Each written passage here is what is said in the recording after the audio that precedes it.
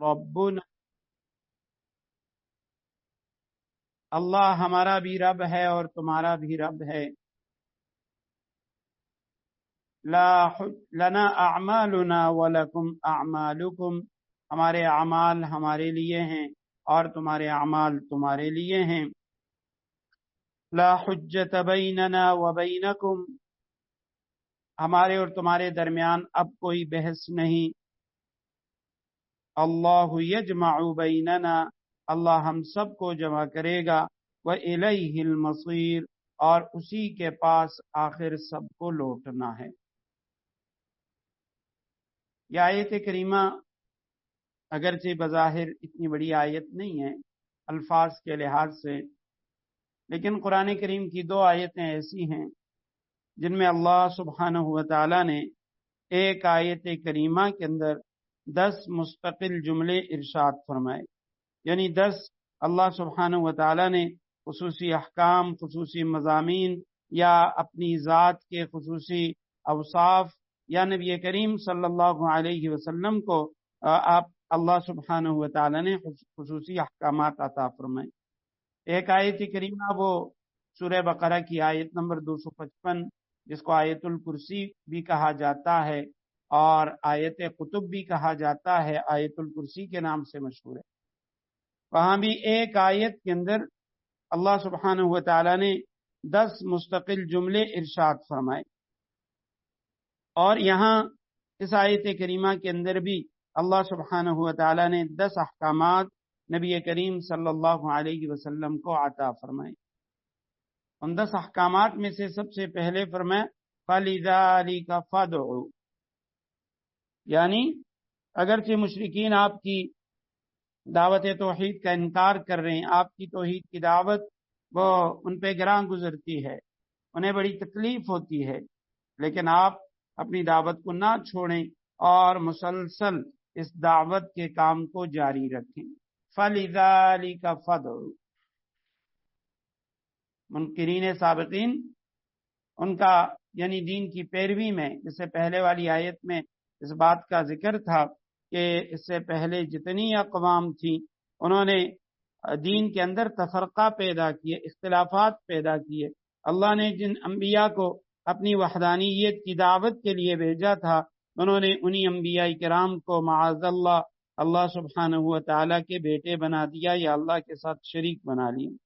वमा तफर्रक़ू इल्ला मिन बअद मा जाअहुमुल इल्म बग़यन बैनहुम वलौला कलिमतुन सबक़त मिन रब्बिका इला अजलिन मुसम्मन लक़ुज़िय बैनहुम व इन्नल लज़ीना उरिसुल किताब मिन बअदिहिम लफ़ी शक्किन मिन्हु मुरीब। अहले किताब यहूदियों के बारे में फरमाया कि वो कुरान करीम के बारे में शक में है। तो अब इस आयत करीमा में अल्लाह सुब्हानहु व तआला ने फरमाया इन हालात के पेश नज़र कि वो जो मुनकिरीन साबिकीन थे, दीन की पैरवी में वो फिरकों में बट गए, और ना सिर्फ ये कि अपनी किताब उसके अंदर तहरीफ कर दी, बल्कि कुरान करीम के बारे में भी वो शक के अंदर है, तरद्दुद में पड़े हुए हैं। तो लिहाजा या रसूल अल्लाह आपका काम यह है फलिज़ालिका फदउ, बस इस सबब से, इस इल्लत की बिना पे फदउ, आप उनको बुलाएं, उनको दावत दें। यानी आपकी जो दावत होगी वो किस बात की होगी? आप दावत दें अलल इत्तिफाक अलल मिल्लतिल हनफिया, कि अल्लाह सुब्हानहु व तआला की तरफ से जो मिल्लत बैज़ा, मिल्लत हनीफ, जो दीन हनीफ सीधा रास्ता अल्लाह ने अता किया है, सबको उस पर जमा करने। जैसे सूरह आल इमरान में था या अहलल किताब तालू इला कलिमतिन सवाइन बैनना व बैनकुम अल्ला नअबुद इल्लल्लाह, अहले किताब आओ मैं तुम्हें एक मुअतदिल बात की तरफ बुलाता हूँ, एक ऐसा कलमा जो हमारे और तुम्हारे दरमियान मुश्तरका है। आपके दीन में भी आपकी किताब, आपके नबी ने भी उसका हुक्म दिया और मैं भी उसी का हुक्म देता हूँ, वो ये है अल्ला नअबुद इल्लल्लाह वला नुशरिक बिही शैआ, हम अल्लाह की इबादत करें, अल्लाह के साथ किसी को भी इबादत में शरीक ना करें। फलिज़ालिका फदउ, इस वजह से आप अपनी दावत को जारी रखें, मुसलसल दावत का काम करें। और उसके बाद दूसरा जुमला, दूसरा हुक्म वस्तकिम कमा उमिर, इस्तिकामत के मानी होते हैं साबित कदम रहना। تو استقم علی الدعوت الی الدین، یہ جو دین کی طرف دعوت ہے اس پہ آپ استقامت اختیار کیجئے، کما امرتا، جیسے آپ کو حکم ملا ہے۔ استقامت علی الدین، علی ما امر، اس کا معنی یہ ہے کہ تمام جتنے بھی عقائد ہیں، اعمال و اخلاق، عادات ہیں، معاشرت ہے، اس میں صحیح اعتدال پر قائم رہیں، کسی طرف افراط یا تفریط اس کا ادنا سا میلان بھی نہ ہو۔ اب یہ استقامت بڑی مشکل چیز ہے، استقامت علی الدین کہ ذرہ برابر بھی دائیں بائیں میلان نہ ہو۔ عام لوگوں میں سے کوئی بھی اس طرح کی استقامت اختیار نہیں کر سکتا، کیونکہ عام انسان وہ انبیاء کرام علیہم الصلوات و تسلیمات کی طرح معصوم نہیں ہے، گناہوں سے پاک نہیں ہے، اس لیے ان سے گناہ ہو سکتے ہیں، دائیں بائیں جھک سکتے ہیں، لیکن نبی کریم صلی اللہ علیہ وسلم کو فرمایا کہ آپ نے ادھر ادھر ذرہ برابر بھی افراط و تفریط، وہ اس کا ادنا سا میلان بھی آپ سے نہ ہو۔ صحابہ کرام نبی کریم صلی اللہ علیہ وسلم سے بعض اوقات فرمایا کرتے تھے کہ یا رسول اللہ، ہم آپ کو دیکھتے ہیں کبھی آپ خوشی کی حالت میں ہوتے ہیں، کبھی آپ غمی کی حالت میں ہوتے ہیں، کبھی غصے میں ہوتے ہیں، یا رسول اللہ بعض اوقات آپ مذاق میں ہنسی مذاق کے اندر یا رسول اللہ آپ کچھ گفتگو فرما دیتے ہیں یا غصے میں گفتگو فرما دیتے ہیں، یا رسول اللہ کیا ہم آپ کے ہنسی مذاق والی حالت، اس کی جو احادیث ہیں، اقوال ہیں، اور اسی طرح غم و غصے والی حالت کے اندر آپ کے زبان مبارک سے نکلے ہوئے الفاظ ان کو بھی یاد رکھیں؟ آپ علیہ السلام نے فرمایا ہاں، میں اللہ کا نبی ہوں، میرا غصہ وہ بھی اللہ سبحانہ و تعالیٰ کی مرضی کے مطابق ہوتا ہے، اور میرا ہنسی مذاق وہ بھی اللہ سبحانہ و تعالیٰ کی مرضی کے مطابق۔ وما ينطق عن الهوى ان هو الا وحی یوحى۔ بعض صحابہ کرام نے جب آپ صلی اللہ علیہ وسلم کے بالوں مبارک میں کچھ سفید بال آ گئے تو صحابہ کرام نے ذکر کیا کہ یا رسول اللہ، آپ کے داڑھی سر مبارک کے بالوں میں کچھ بال سفید ہو گئے، تو آپ صلی اللہ علیہ وسلم نے اس موقع پہ فرمایا شیبتنی ہود، مجھے سورہ ہود نے بوڑھا کر دیا۔ اور سورہ ہود ہم پڑھ چکے ہیں، سورہ ہود میں یہ استقامت علی الدین، استقامت علی الدعوہ، اس کا ذکر ہے کہ آپ استقامت ثابت قدم رہیے، استقامت اختیار کیجئے۔ تو آپ علیہ السلام نے فرمایا مجھے سورہ ہود کے مضامین نے، اس کے احکامات نے بوڑھا کر دیا کہ اس میں استقامت کا ذکر ہے۔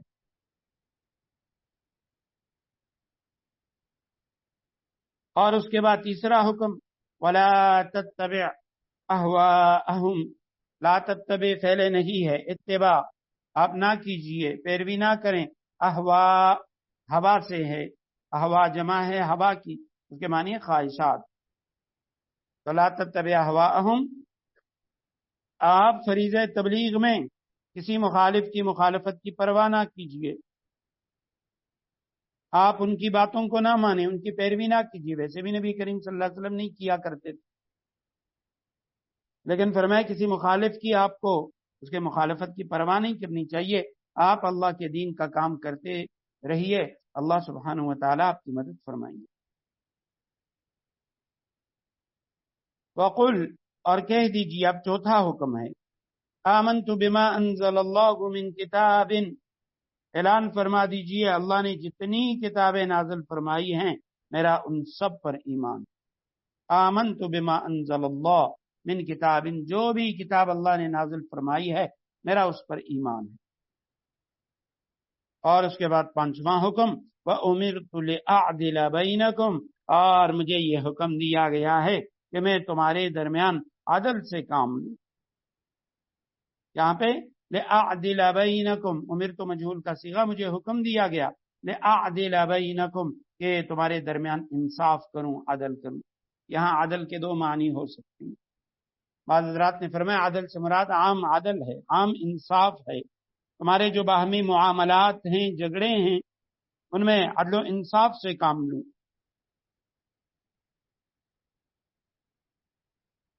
اور بعض حضرات نے یہاں عدل سے مراد اعتدال لیا ہے، اعتدال کے ساتھ تمہیں ہر چیز کا حکم، اعتدال کے ساتھ عبادات، عقائد میں بھی اعتدال اور عبادات میں بھی اعتدال، معاملات میں بھی اعتدال، ہر چیز کے اندر اعتدال۔ نبی کریم صلی اللہ علیہ وسلم کا عدل، اس کے تو سینکڑوں واقعات احادیث کے اندر، احادیث کی کتابوں کے اندر موجود ہیں کہ آپ صلی اللہ علیہ وسلم کس طریقے سے عدل فرمایا کرتے۔ کبھی بھی آپ صلی اللہ علیہ وسلم نے کسی بھی صحابہ کرام، مسلمان تو دور کی بات، کسی کافر پر، کسی یہودی پر بھی آپ صلی اللہ علیہ وسلم نے کبھی ظلم نہیں کیا، اس کے خلاف آپ صلی اللہ علیہ وسلم نے کبھی فیصلہ نہیں سنایا۔ بعض اوقات یوں ہوتا، کسی بڑے سے بڑے صحابی، عظیم صحابی، اس کے بارے میں کوئی بات آ جاتی، آپ علیہ السلام اگر وہ فیصلہ اس کے بھی خلاف ہوتا، آپ صلی اللہ علیہ وسلم وہ فیصلہ فرما دیتے۔ بنو مخزوم جو حضرت خالد بن ولید رضی اللہ تعالی عنہ ان کا قبیلہ تھا، فاطمہ نامی، فاطمہ مخزومی، جب اس نے چوری کی اور کچھ لوگ آئے، انہوں نے حضرت اسامہ ابن زید رضی اللہ تعالی عنہ سے آپ صلی اللہ علیہ وسلم کے ہاں سفارش کی، درخواست کی کہ آپ سفارش فرمائیں، اگر اس خاتون کا ہاتھ کاٹا گیا تو ہمارے تو خاندان کی، قوم اور قبیلے کی ناک کٹ جائے گی۔ حضرت اسامہ ابن زید رضی اللہ تعالی عنہ جو نبی کریم صلی اللہ علیہ وسلم کے منہ بولے بیٹے، حضرت زید ابن حارثہ کے بیٹے تھے، آپ علیہ السلام کو بہت زیادہ محبوب تھے، حضرات حسنین کریمین کی طرح آپ صلی اللہ علیہ وسلم ان سے محبت فرمایا کرتے تھے۔ جب انہوں نے سفارش کی، آپ علیہ السلام کے مبارک چہرے کا رنگ وہ تبدیل ہو گیا، غصے کے آثار وہ نبوت والے چہرے پہ ظاہر ہو گئے، اور آپ صلی اللہ علیہ وسلم نے فرمایا تم سے پہلی امتیں اسی وجہ سے ہلاک ہوئیں۔ جب کوئی بڑا شخص، بڑے قبیلے کا کوئی شخص کوئی جرم کرتا، اس کو معاف کر دیتے، اور غریب جرم کرتا اس کو سزا دیتے۔ اور پھر اس کے بعد فرمایا اللہ کی قسم، اگر میری بیٹی فاطمہ رضی اللہ تعالی عنہا جو جنتی عورتوں کی سردار ہے، اگر وہ بھی چوری کرتی لقطعت یدہا، میں اس کا ہاتھ بھی کاٹ دیتا۔ یہی اسامہ ابن زید رضی اللہ تعالیٰ عنہ ایک غزوے میں جب ایک شخص نے، انہوں نے دیکھا مسلمانوں کا لشکر آ رہا ہے، اور اس کے پاس مال مویشی وغیرہ تھے، مسلمانوں کو دیکھ کے فوراً کہنے لگا اشہد ان لا الہ الا اللہ واشہد ان محمدا عبدہ ورسولہ۔ حضرت اسامہ ابن زید رضی اللہ تعالیٰ عنہ نے فرمایا یہ اپنے مال اور جان کو محفوظ رکھنے کے لیے اس نے کلمہ پڑھا ہے، باقی یہ دل سے مسلمان نہیں، اور اس کو یعنی قتل کر دیا۔ صحابہ کرام انہوں نے آ کے نبی کریم صلی اللہ علیہ وسلم کے سامنے یہ واقعہ عرض کیا، آپ صلی اللہ علیہ وسلم نے سخت ناپسندیدگی کا اظہار فرمایا، اور حضرت اسامہ سے فرمایا باوجود اتنی محبت کے، فرمایا اے اسامہ تم نے ایک مسلمان کو قتل کر دیا۔ انہوں نے کہا یا رسول اللہ انہوں نے اپنے مال اور جان کی حفاظت کے لیے کلمہ پڑھا تھا۔ آپ علیہ السلام نے فرمایا حلا شققت قلبہ، اسامہ تو نے اس کے سینے کو کیوں نہیں چیرا؟ تم اس کے دل کو نکالتے اور اس میں دیکھتے کہ یہ مال اور جان کی حفاظت کے لیے کلمہ پڑھ رہا ہے یا صرف دل سے کلمہ پڑھ رہا ہے؟ اور پھر فرمایا اے اسامہ کل قیامت کے دن یہ کلمہ آئے گا اور تمہارے خلاف گواہی دے گا، یعنی کلمہ تمہارے خلاف ہوگا۔ حضرت اسامہ بن زید رضی اللہ تعالیٰ عنہ وہ فرمایا کرتے تھے کاش کہ میں آج تک مسلمان نہ ہوتا اور اس واقعے کے بعد میں مسلمان ہوتا، یہ واقعہ کہیں مجھ سے زمانہ جاہلیت کے اندر ہوا ہوتا۔ تو ایسے اور کئی واقعات، مشہور واقعہ جب آپ صلی اللہ علیہ وسلم کے پاس ایک منافق اور یہودی آیا، آپ صلی اللہ علیہ وسلم نے اس یہودی کے حق میں فیصلہ فرمایا۔ منافق کا مطلب کلمہ گو، زبان سے کلمہ پڑھنے والا تھا، اب دل میں نفاق تھا، وہ تو بعد میں اللہ سبحانہ و تعالیٰ نے بتا دیا، اللہ کی کتاب نے بتا دیا، لیکن بظاہر وہ مسلمان تھا، کلمہ گو تھا۔ اور آپ صلی اللہ علیہ وسلم نے کبھی بھی ایسے لوگوں کو جو منافق تھے، صرف زبان پہ کلمہ تھا دل میں کفر تھا، آپ صلی اللہ علیہ وسلم نے ان کے ساتھ کافروں جیسا سلوک نہیں کیا، مسلمانوں جیسا سلوک۔ عبداللہ ابن ابی ابن سلول بدبخت رئیس المنافقین، جس کے بارے میں قرآن کی آیتیں نازل ہوئی، جس نے حضرت اما عائشہ صدیقہ رضی اللہ تعالیٰ عنہ پہ تہمت لگائی، وہی بدبخت جس نے اسی غزوہ بنو مستلق میں، غزوہ مریسع میں، اسی مریسع کے چشمے پہ جب حضرت عمر رضی اللہ تعالیٰ عنہ کے نوکر، ان کے خادم حضرت جہجہ رضی اللہ تعالیٰ عنہ، جہجہ غفاری، ان کی اور ایک انصاری صحابی ابو سنان جوہنی رضی اللہ تعالیٰ عنہ، ان کے اس پانی کے چشمے پہ آپس میں کوئی تکرار ہو گئی. اب ایک نے نعرہ لگایا یا للمہاجرین، دوسرے نے نعرہ لگایا یا للانصار، اور اس موقع پہ انصار بھی آ گئے، مہاجرین بھی آ گئے، اپنے اپنے اس یعنی قبیلے کے مہاجر یا انصاری کی مدد کے لیے. عبداللہ ابن ابی ابن سلول بدبخت یہ آیا اور اس موقع پہ کہنے لگا لئن رجعنا الی المدینہ لیخرجن الاعز منها الاذل، جب واپس مدینہ جائیں گے تو ہم میں سے جو عزت دار لوگ ہیں وہ ان ذلیلوں کو مدینہ سے نکال دیں گے، یہ باہر سے آئے ہوئے لوگ، یہ ذلیل لوگ، ہم انہیں مدینہ سے نکال دیں گے. اب اس موقع پہ حضرت زید بن ارقم رضی اللہ تعالی عنہ، نوجوان صحابی تھے، کم عمر تھے، انہوں نے یہ بات سنی، اپنے والد کو بتائی، انہوں نے نبی کریم صلی اللہ علیہ وسلم کو بتائی.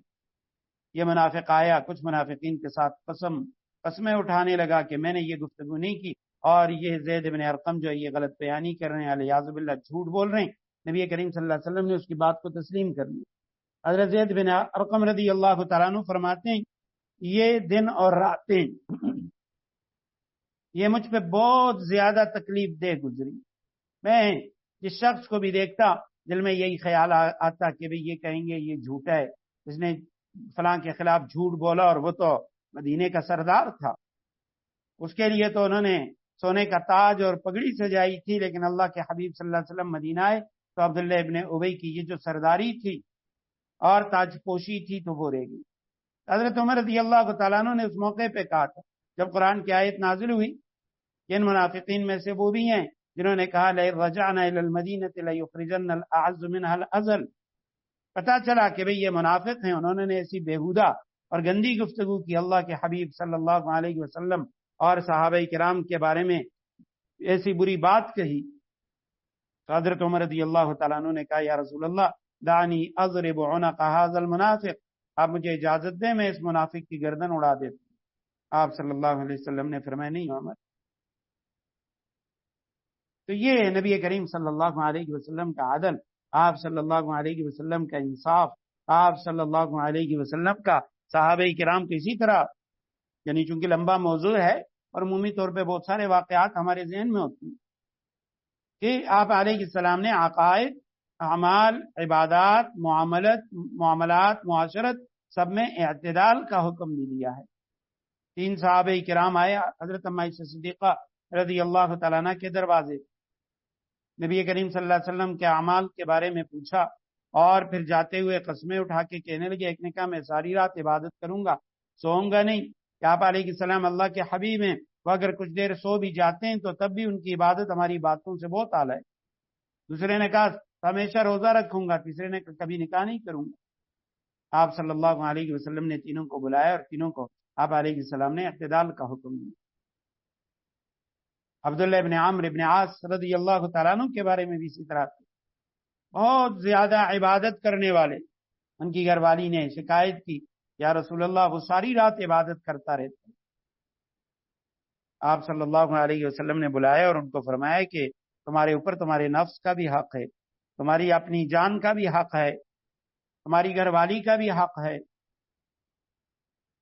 تو امرت لاعدل بینکم، مجھے یہ حکم دیا گیا ہے کہ میں تمہارے درمیان جو باہمی معاملات ہیں ان میں عدل و انصاف قائم کروں.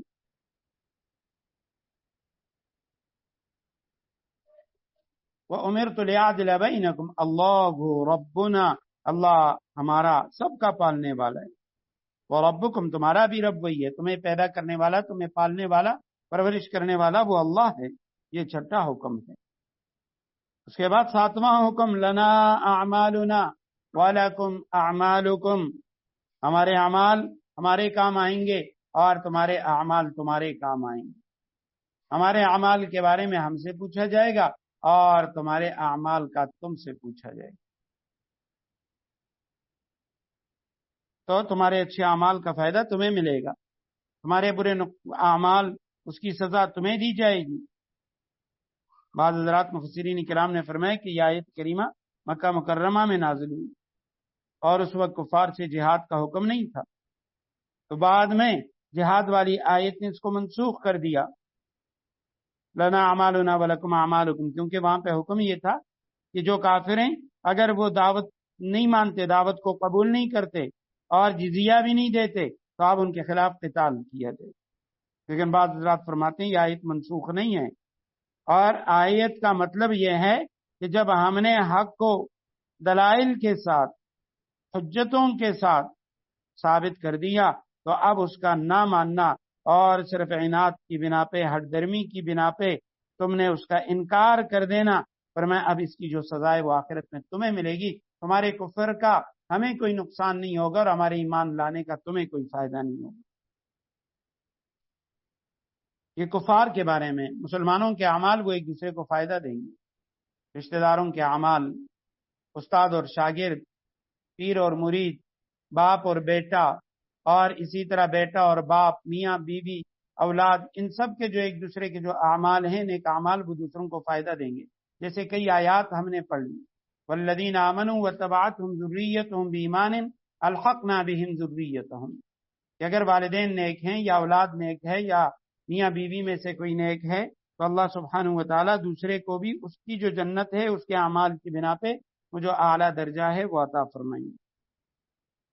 اور اس کے بعد 8واں حکم، لا حجت بیننا و بینکم، حجت سے مراد بحث مباحثہ، حق واضح اور ثابت ہو جانے کے بعد اب بھی اگر تم ضد اور عناد سے کام لیتے ہو تو اب گفتگو فضول ہے، تم سے بحث مباحثہ فضول ہے۔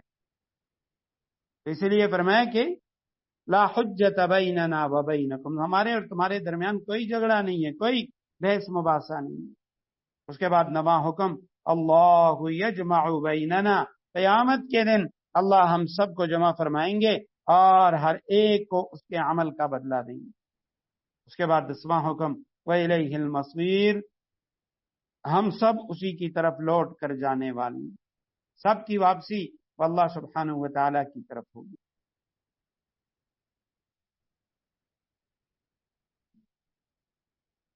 والذین یحاجون فی اللہ من بعد ما استجیب له حجتهم داحظة عند ربهم وعلیہم غضب ولہم عذاب شدید،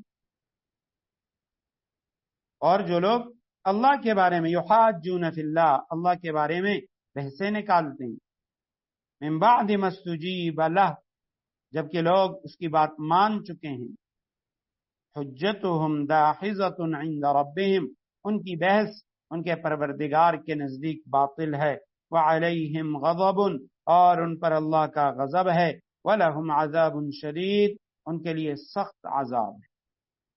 والذین یحاجون فی اللہ، یحاجون محاجہ سے وہ جھگڑتے ہیں، حجت کرتے ہیں، بحث مباحثہ کرتے ہیں، فی اللہ، اللہ کے بارے میں، یعنی اللہ کے دین اور شریعت کے بارے میں۔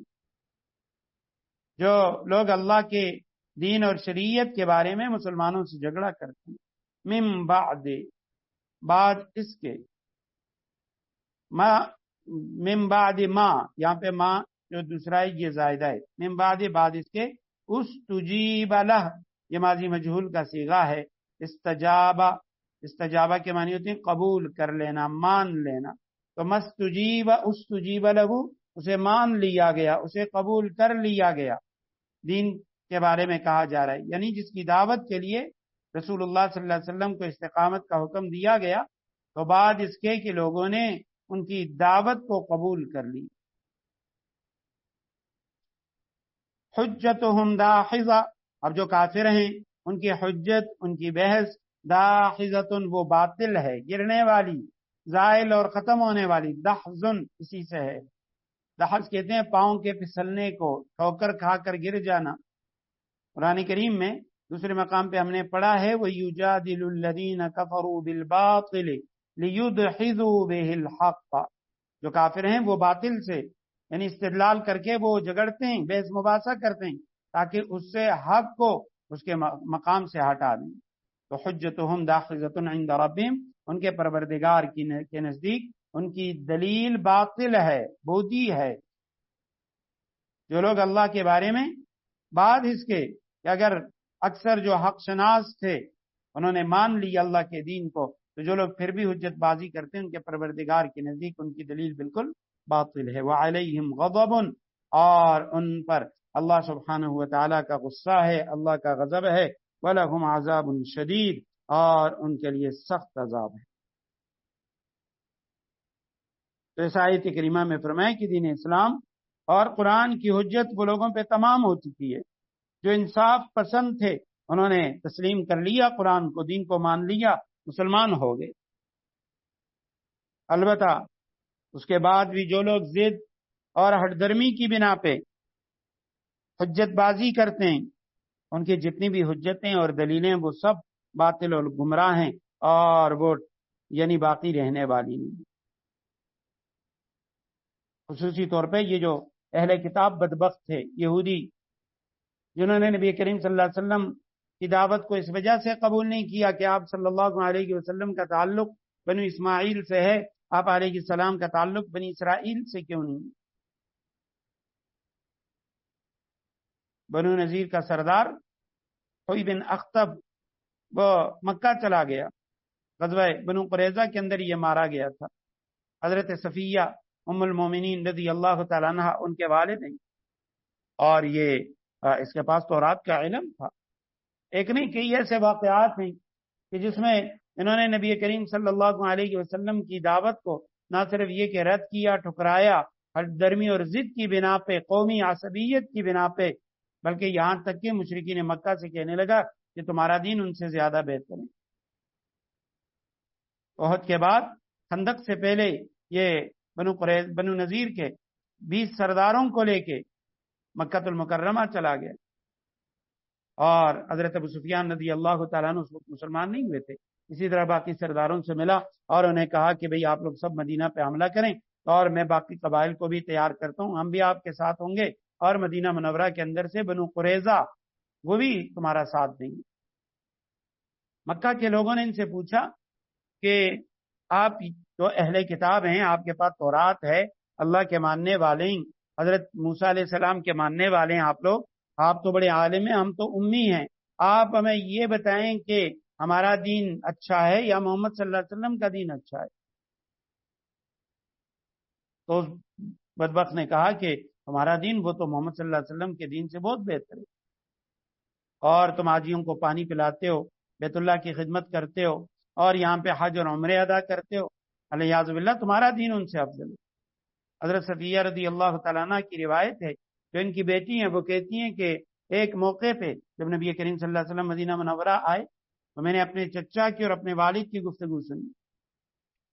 یہ دونوں آپ علیہ السلام سے ملاقات کے لیے آئے تھے، واپس گئے تو میرے چچا نے میرے والد سے کہا کہ تورات کے اندر جو آخری نبی کی، خاتم النبیین صلی اللہ علیہ وسلم کی جتنی نشانیاں ہیں وہ سب ان کے اندر پائی جاتی ہیں۔ اس نے کہا ہاں بالکل وہ ساری نشانیاں موجود ہیں۔ تو کہا پھر ہم محمد صلی اللہ علیہ وسلم کے ہاتھ پہ بیعت نہ ہو جائیں، ان کی غلامی اختیار نہ کریں، مسلمان نہ ہو جائیں؟ اس نے کہا نہیں، ہم کبھی بھی مسلمان نہیں ہوں گے۔ اس نے کہا کیوں؟ کہا اس لیے کیونکہ آج تک ہمیں اپنی قوم کو یہی کہا اور ہم یہی سمجھتے تھے کہ یہ آخری نبی بنی اسرائیل میں سے ہوں گے، لیکن یہ تو بنی اسرائیل میں نہیں، بنی اسماعیل میں سے۔ فعلیہم غضب، فرمایا کہ ان لوگوں پہ اللہ کا غصہ ہے، وَلَهُمْ عَذَابٌ شَدِيدٌ، اور ان کے لیے سخت ترین عذاب ہے۔ اللہ الذی انزل الکتاب بالحق والمیزان، اللہ سبحانہ و تعالیٰ کی ذات تو وہ ہے، انزل الکتاب بالحق، جس نے حق پر مشتمل یہ کتاب اتاری ہے، اور والمیزان، انصاف کی ترازو اتاری ہے۔ وما یدریک لعل الساعة قریب، تمہیں کیا پتا کہ شاید قیامت کی گھڑی قریب ہی ہے۔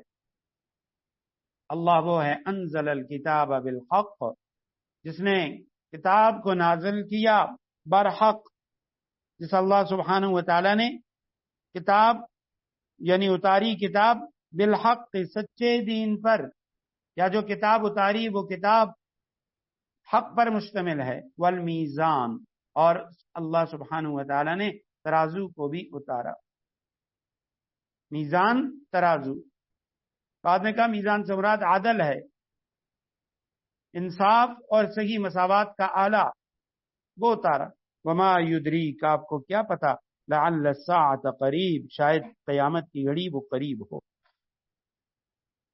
انزل الکتاب بالحق والمیزان، اب یہاں پہ حق سے مراد تو یعنی حق پر مشتمل کتاب، کہ جو کتاب اللہ سبحانہ و تعالیٰ کی طرف سے ہے۔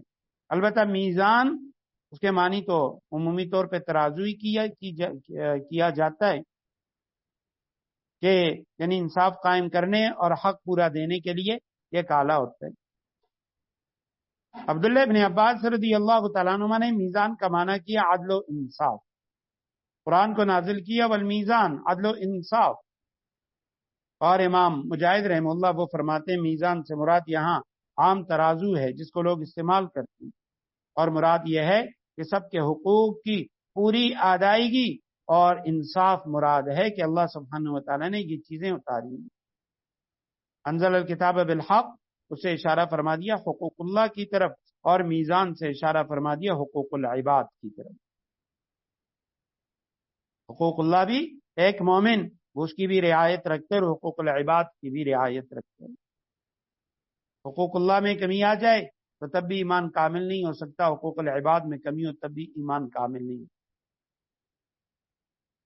ایمان کامل کی آپ صلی اللہ علیہ وسلم نے جو نشانیاں بتائی ہیں اس میں یہ ہے کہ مسلمان اس کے عقائد وہ بھی معتدل ہوتے ہیں، اس کے عبادات ان میں بھی اعتدال پایا جاتا ہے، اس کے معاملات، اس کی معاشرت، اس کے اخلاق، ان تمام چیزوں کے اندر اعتدال پایا جاتا ہے۔ تو خاص طور پہ میزان، یعنی میزان سے مراد حقوق، لوگوں کے حقوق کی ادائیگی۔ آج کل عمومی طور پہ مسلمان اس حوالے سے نہ صرف یہ کہ اپنے ساتھ زیادتی کرتے ہیں بلکہ اسلام کو بھی بدنام کرتے ہیں۔ قوم شعیب کی اللہ سبحانہ و تعالیٰ نے قرآن کریم میں جو عذابات اور سزاؤں کا ذکر کیا ہے تو اس کی وجہ یہ بتائی کہ وہ جو قوم شعیب تھی وہ ترازو کے اندر ڈنڈی مارا کرتی تھی، ناپ تول کے اندر کمی کیا کرتی تھی، اور ناپ تول سے مراد بہت ساری چیزیں ہو جاتی ہیں۔ ناپ تول سے مراد عام ترازو بھی ہے دکاندار کا، چیزیں لینے اور دینے، اس میں وہ انصاف سے کام لے، کمی زیادتی نہ کرے۔ اسی طرح کپڑا وغیرہ جن چیزوں کو ماپا جاتا ہے، وزن نہیں کیا جاتا، ان میں بھی میزان ہے کہ بھئی جو ترازو قائم ہے، جو میٹر قائم ہے، گز قائم ہے، اس کے برابر دے، اس میں کمی بیشی نہ کرے۔ اسی طرح دیگر جتنے بھی لوگوں کے حقوق ہیں، مثلا اس میں کچھ چیزیں ایسی بھی ہوتی ہیں کہ جن کا وزن بھی کیا جاتا ہے یا ان کو ماپا جاتا ہے، جو یعنی مائع چیزیں ہیں، دودھ وغیرہ وغیرہ، تو ان کے اندر ترازو یہ ہے کہ اس کے اندر دھوکہ نہ کیا جائے، ملاوٹ نہ کی جائے، اس میں کمی نہ کی جائے، اور اسی طرح اس کے اندر کوئی اور چیز پانی وغیرہ اس کو نہ ملایا جائے۔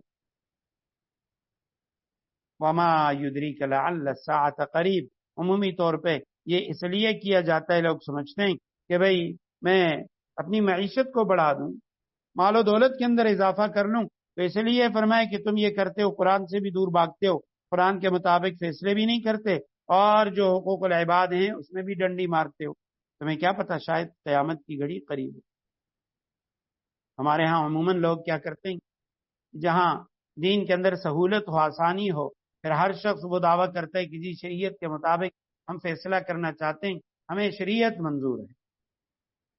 جہاں کہیں بھی میراث کا معاملہ ہو جائے یا کوئی اور اس طرح کا معاملہ ہو، اور جہاں پتہ چل جائے کہ بھی شریعت کے اندر تو مجھے حق ملے گا اور شریعت کہتی ہے کہ بھئی یہاں میرا حق بنتا ہے، تو پھر علماء کو بلاتے ہیں، بڑوں کو بلاتے ہیں اور کہتے ہیں کہ جی بس ہم نے مولانا صاحب سے فیصلہ کروانا ہے کہ وہ شریعت کے مطابق فیصلہ کریں۔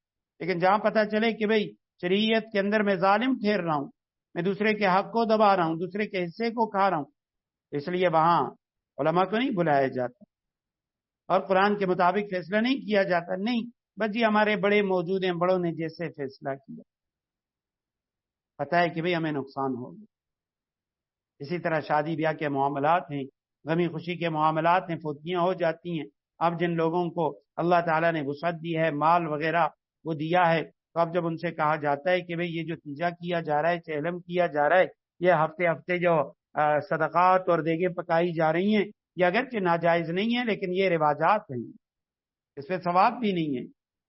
اس کے مقابلے میں صدقہ جاریہ یہ ہے، آپ کا کوئی بڑا فوت ہو چکا ہے، والدہ ہے، والد ہیں، کوئی بچہ ہے، آپ اس کے لیے صدقہ جاریہ، کوئی ایسی مسجد جہاں چٹائی کی ضرورت ہے چٹائی لے کے دے دی، پنکھے کی ضرورت ہے پنکھا لگا دیا، اور کہیں پہ آپ کنواں نہیں ہے لوگوں کے لیے وہاں پانی کا انتظام کر دیا، یہ صدقات جاریہ ہیں۔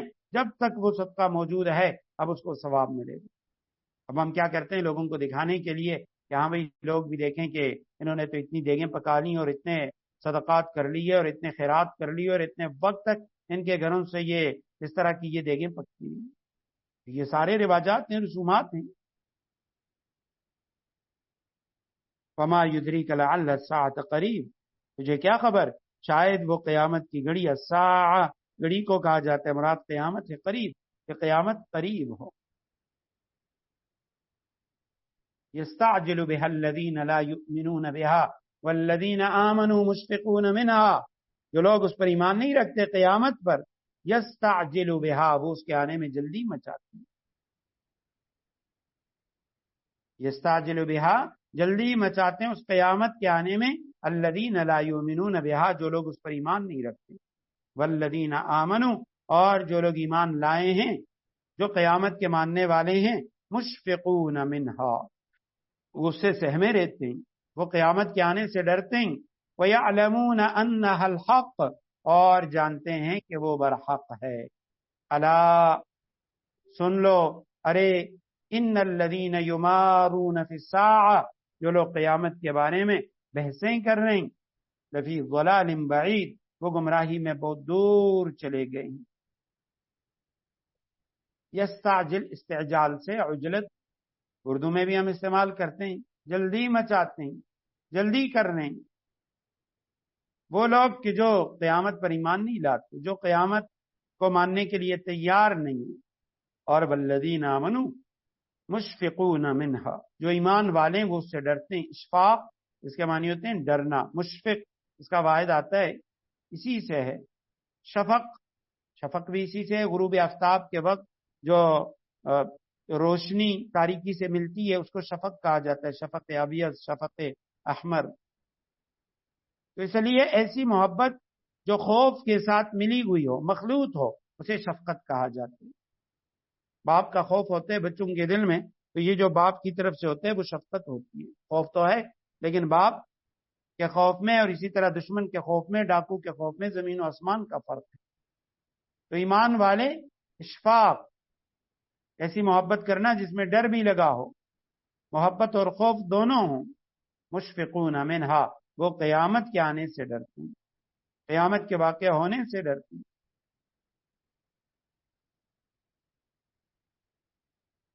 وَيَعْلَمُونَ أَنَّهَا الْحَقُّ اور جانتے ہیں کہ قیامت حق ہے، الا خبردار ہو جاؤ، جان لو، سن لو، ان الذین یمارون فی الساعۃ وہ لوگ، یمارون مراج سے ہے، اس کے معنی جھگڑا کرنا، ممارات جھگڑے کو کہا جاتا ہے۔ نبی کریم صلی اللہ علیہ وسلم کی حدیث ہے، من ترک المراء وهو محق جو جھگڑے کو چھوڑ دے باوجود اس کے کہ وہ حق پر ہو، حق پر ہونے کے باوجود جھگڑا چھوڑ دے، فرمایا میں اس کے لیے جنت کے بالکل درمیان میں ایک محل کا ضامن ہوں۔ تو جو لوگ جھگڑا کر رہے ہیں قیامت کے بارے میں، لفی ضلال بعید وہ دور کی گمراہی کے اندر پڑے ہوئے ہیں۔ تو مسلمانوں کے بارے میں فرمایا کہ قیامت سے ڈرتے ہیں، یہاں قیامت سے ڈرنے سے مراد اعتقادی خوف ہے کہ قیامت کے حوال سے یا اپنی عملی کوتاہیوں پہ نظر کرنے سے وہ ڈرتے ہیں۔ بعض اوقات کسی مومن پر اللہ تعالیٰ کی ملاقات کا شوق غالب ہو جاتا ہے تو اس پر وہ خوف غالب ہو جاتا ہے۔ تو اب یہ اللہ کے ملاقات کا شوق بھی ہے لیکن خوف بھی ہے کہ سامنا کیسے کروں گا،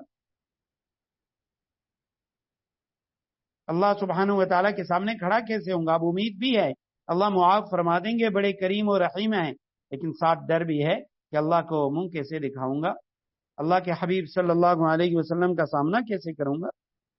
وہ مومنین وہ ڈرتے ہیں قیامت کے قائم ہونے سے۔ انبیاء کرام تک کی کے بارے میں حدیث شفاعہ میں آتا ہے کہ کل قیامت کے دن اللہ کے سامنے نہیں آئیں گے. اللہ لطیف بعبادی یرزق من یشاء وهو القوی العزیز. اللہ سبحانہ و تعالی لطیف بعبادی اپنے بندوں پہ بہت مہربان ہے. یرزق من یشاء جس کو چاہتا ہے رزق دیتا ہے. وهو القوی العزیز وہ یہ جو قوت کا بھی مالک ہے، العزیز اقتدار کا بھی مالک ہے. اللہ لطیف بعبادی. لطیف لغت کے اعتبار سے اس کے مختلف معنی آتی ہیں. عبداللہ ابن عباس رضی اللہ تعالیٰ عنہ فرماتے ہیں لطیف کے معنی ہے خفی، مہربان. حضرت اکرمہ فرماتے ہیں محسن. امام مقاتل رحم اللہ فرماتے ہیں کہ اللہ سبحانہ و تعالی اپنے تمام بندوں پر مہربان ہیں، یہاں تک کہ کافر فاجر پر بھی دنیا میں اس کی نعمتیں برستی رہتی ہیں. لطیف بعبادی. اور اللہ کا جو لطف و کرم ہوتا ہے بندوں پر وہ بے شمار طریقوں سے ہوتا ہے. یرزق من یشاء وہ جس کو چاہتا ہے رزق دیتا ہے.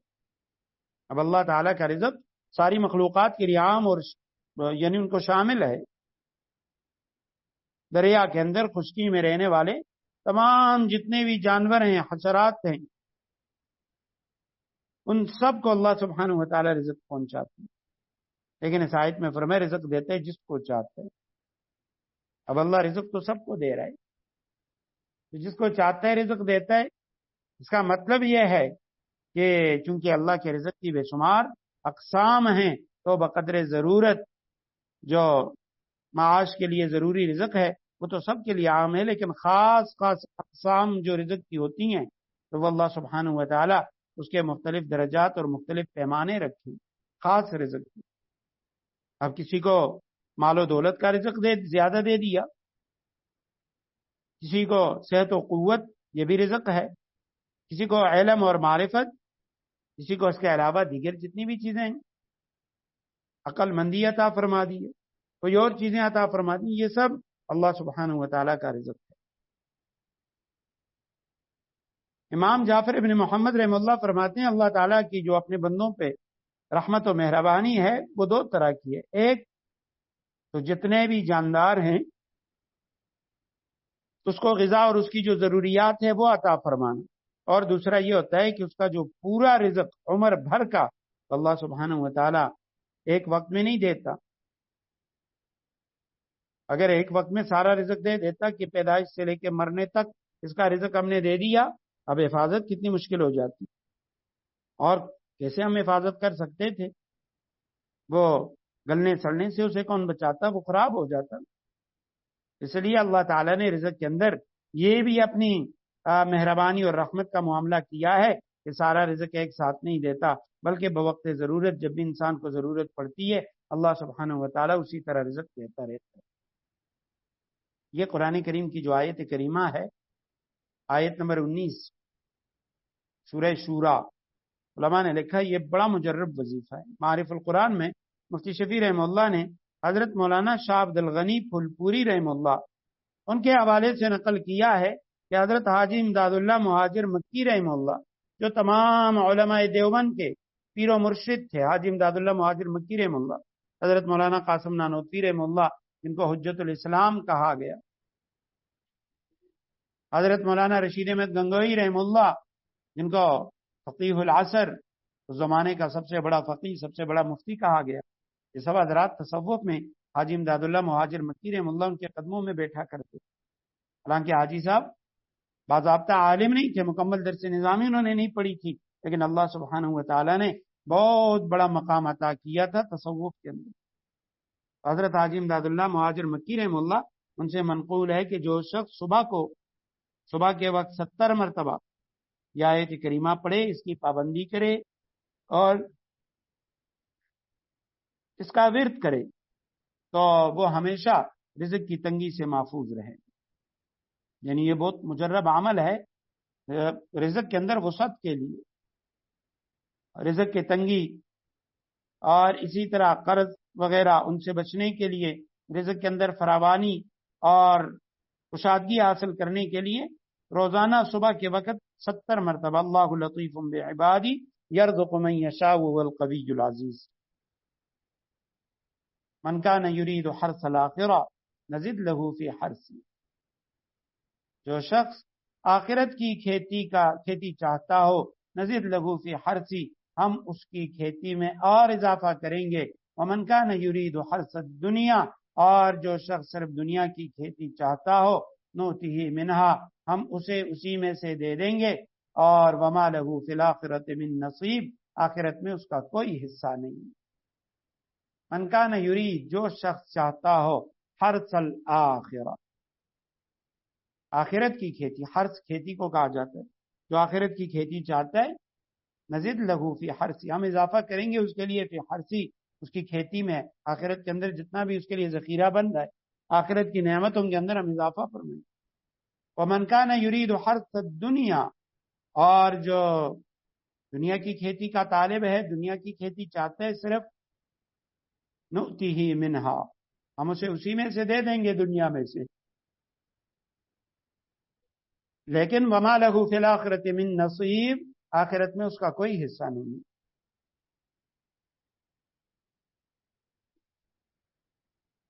اس آیت کریمہ میں اللہ سبحانہ و تعالیٰ نے جو مضمون بیان کیا، یہی مضمون سورہ بنی اسرائیل میں بھی تھا، اور وہاں اللہ سبحانہ و تعالیٰ نے فرمایا کہ جو شخص صرف دنیا کی بہتری چاہے، اس کو دنیا کی نعمتیں دی جاتی ہیں، لیکن ہر مانگی ہوئی چیز پھر بھی نہیں ملتی، بلکہ جس کو اللہ تعالیٰ دینا چاہتے ہیں اور جتنا دینا چاہتے ہیں اتنا دے دیتا ہے۔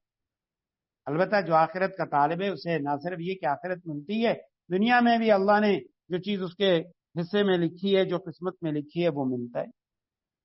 حضرت مولانا الیاس رحمہ اللہ بہت پیاری بات ارشاد فرمایا کرتے تھے، فرمایا اللہ نے اپنے بندوں کو، انسانوں کو پیدا کیا، مخلوقات کو پیدا کیا، اور اللہ سبحانہ و تعالیٰ نے ایک کام اپنے ذمے لگایا، ایک ان کے ذمے لگا دیا۔ اللہ نے اپنے ذمے تو یہ کام، بندوں کے ذمے تو یہ کام لگایا کہ وہ اللہ کی عبادت کریں، رب کو راضی کریں، اور اپنے ذمے یہ کام لگایا کہ بندوں کے رزق کا انتظام اللہ سبحانہ و تعالیٰ نے فرما دیا۔ حدیث مبارکہ میں دو چیزیں وہ انسان کے پیچھے لگی رہتی ہیں، ایک اس کا رزق اور ایک موت۔ جتنا رزق اللہ نے اس کے حصے میں لکھا ہے، اس کے مقدر میں لکھا ہے، وہ جہاں بھی جائے گا وہ اس کو اتنا رزق وہ اس کو ملے گا۔ اسی طرح موت سے جہاں جتنا بھی بھاگے گا، آخر موت اسے پا لے گی۔ اور دوسری چیز مولانا الیاس رحمہ اللہ فرماتے ہیں کہ اب بندوں کے ذمے تو عبادت لگا دیا کہ رب کو راضی کرو، اور خود اللہ سبحانہ و تعالیٰ نے اپنے ذمے بندوں کے رزق کا فیصلہ لے لیا کہ بندوں کا رزق پہنچانا وہ میرا کام۔ کہنے لگے آج کل بندوں نے، نہ صرف کافروں بلکہ مسلمانوں نے بھی، جو اللہ کا کام تھا اللہ سبحانہ و تعالیٰ کا، وہ اپنے ذمے لے لیا، اور جو اپنا کام تھا وہ اللہ کے سپرد کر دیا۔ عبادت بندے کا کام تھا، اس کو اللہ کے سپرد کر لیا، اور کوئی بھی نہ نماز کی فکر، نہ دیگر عبادات کی فکر، اور رزق کا ذمہ اللہ نے لیا۔ اب ہر بندہ کہہ رہا ہے نہیں، میں نے تو اپنا رزق وہ خود پیدا کرنا ہے۔ اللہ نے حکم دیا ہے کمائی کا، ہمیں کمانا چاہیے، کمائی کے جتنے طریقے ہیں وہ اختیار کرنے چاہیے۔ نبی کریم صلی اللہ علیہ وسلم نے یعنی بہت زیادہ برائی بیان کی ہے اس شخص کی کہ جو گھر میں بیٹھا رہتا ہے اور فرمایا وہ کچھ کماتا نہیں ہے اور یہ خیال کرتا ہے کہ اللہ مجھے رزق دے گا۔ انسان کو حکم یہی ہے کہ بھئی تم نے کمانا ہے، تم نے مختلف ہیلے وہ اختیار کرنا ہے، کوئی کاروبار کرنا ہے، کوئی روزگار کرنا ہے، لیکن رزق دینے والی ذات وہ اللہ کی ہے۔ بہت سارے لوگ بڑے سے بڑے کاروبار کر لیتے ہیں لیکن نقصان، خسارے پہ خسارہ ہوتا ہے۔ بعض لوگ ایسے ہوتے ہیں کہ وہ اتنا زیادہ بڑا کاروبار نہیں کرتے لیکن چھوٹے کاروبار میں اللہ تعالیٰ ان کو فائدہ پہنچا دیتے ہیں۔ اس لیے فرمایا جو آخرت چاہتے ہیں ہم اس کو آخرت دے دیتے ہیں۔ دنیا جو لکھی ہے وہ تو ملتی ہے، لیکن جو صرف دنیا کا طالب ہے، آخرت کی کوئی اسے طلب نہیں، ہم دنیا دے دیتے ہیں لیکن آخرت میں اسے کچھ بھی نہیں ملے گا، کیونکہ دنیا میں اللہ نے جو مقدر کیا ہے وہ ملے گا، اور آخرت میں اللہ سبحانہ و تعالیٰ نے انسانوں کے اعمال پہ فیصلے فرمانے، جیسا عمل ہوگا اسی طرح کا فیصلہ ہوگا۔ ام لہم شرکاء شرعوا لهم من الدین ما لم یأذن به اللہ ولولا کلمۃ الفصل لقضی بینہم وان الظالمین لهم عذاب علیم۔ ام لہم شرکاء، کیا ان کافروں کے کچھ ایسے شریک ہیں؟ شرعوا لهم من الدین، جنہوں نے ان کے لیے ایسا دین طے کر دیا ہے، ما لم یأذن بہ اللہ، جس کی اللہ نے اجازت نہیں دی۔ ولولا کلمۃ الفصل، اگر اللہ کی طرف سے فیصلہ کن بات طے شدہ نہ ہوتی، لقضی بینہم، تو ان کا معاملہ چکا دیا گیا ہوتا۔ وان الظالمین لهم عذاب علیم، یقین رکھو ان ظالموں کے لیے بڑا دردناک عذاب۔ شرکا، شریک کی جمع کیا ان کے لیے؟ ایسے شریک ہیں، شرکا ہیں۔ شرعوا لهم من الدین، جنہوں نے ان کے لیے شرع یعنی طے کر رکھا ہے، شریعت عطا کی ہے ان کو ایسے دین کی، ما لم یأذن بہ اللہ، جس کی اللہ نے اجازت نہیں دی۔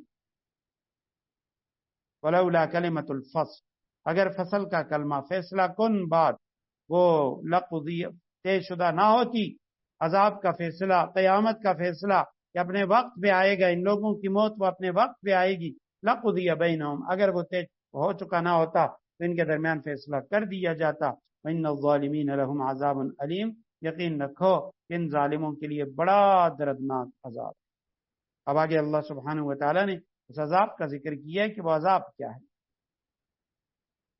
بارک اللہ لی ولکم فی القرآن العظیم ونفعنی وإیاکم بالآیات والذکر الحکیم۔ اللہم صلی علی محمد النبی الامی وعلی آلہ واصحابہ وبارک وسلم۔ اے اللہ، اے ہمارے پروردگار، جو کچھ ہم نے کہا سنا ہمیں اس پہ عمل کی توفیق عطا فرما۔ اے اللہ، قرآن کریم کو ہمارے دلوں کی بہار بنا۔ اے اللہ، قرآن کریم سیکھنا اور سکھانا ہمارے لیے آسان فرما۔ اے اللہ، ہمارے آباء و اجداد، اساتذہ و شیوخ جو دنیا سے رخصت ہو چکے ہیں، سب کے درجات بلند فرما۔ جو دیگر رشتہ دار، دوست، احباب اے اللہ فوت ہو چکے ہیں، سب کے درجات بلند فرما۔ جو بیمار ہیں اللہ انہیں صحت کاملہ عطا فرما۔ اے اللہ، ہماری جسمانی روحانی بیماریاں دور فرما، پریشانیاں ختم فرما، مشکلات ختم فرما، دینی دنیاوی تمام معاملات میں آسانیاں پیدا فرما۔ اے اللہ، حلال مال میں برکتیں عطا فرما۔ اے اللہ، ہمیں حرام مال کی ہوا سے بھی بچا۔ اے اللہ، اپنے غصہ اور غضب سے بچا۔ ہر طرح کے زمینی آسمانی آفتوں سے ہم سب کی حفاظت فرما۔ پوری امت مسلمہ کی حفاظت فرما۔ اے اللہ، غزہ کے مظلوم مسلمانوں کی مدد فرما، ان کو آزادی عطا فرما۔ اے اللہ، ان پہ اپنا خصوصی فضل فرما۔ جو ظالم ان پہ ظلم ڈھا رہے ہیں ان کو تہس نہس فرما۔ اے اللہ، حرمین شریفین کی حفاظت فرما، ہمیں حرمین کی حاضریاں بار بار نصیب فرما۔ حرمین کو ہمارا مقدر بنا، حرمین میں زندگی، حرمین میں موت عطا فرما۔ اے اللہ، ہمارے گھروں کے اندر دین کو زندہ فرما۔ اے اللہ، گھر والوں کو دیندار بنا۔ اے اللہ، بچوں بچیوں کے مقدر اچھے فرما، ہمیں ہماری اولادوں کو اپنے سوا کسی کا محتاج نہ بنا۔ اے اللہ، ہر فتنے سے، ہر آزمائش سے، ہر امتحان سے، اے اللہ اپنی پکڑ سے ہم سب کی حفاظت فرما۔ محض اپنے فضل سے، اپنے حبیب صلی اللہ علیہ وسلم کے طفیل، اے اللہ، دین دنیا کی عزتیں، راحتیں، خوشیاں، اے اللہ آخرت کی راحتیں عطا فرما۔ ہر فتنے، آزمائش سے، مصیبت، پریشانی سے ہم سب کی حفاظت فرما۔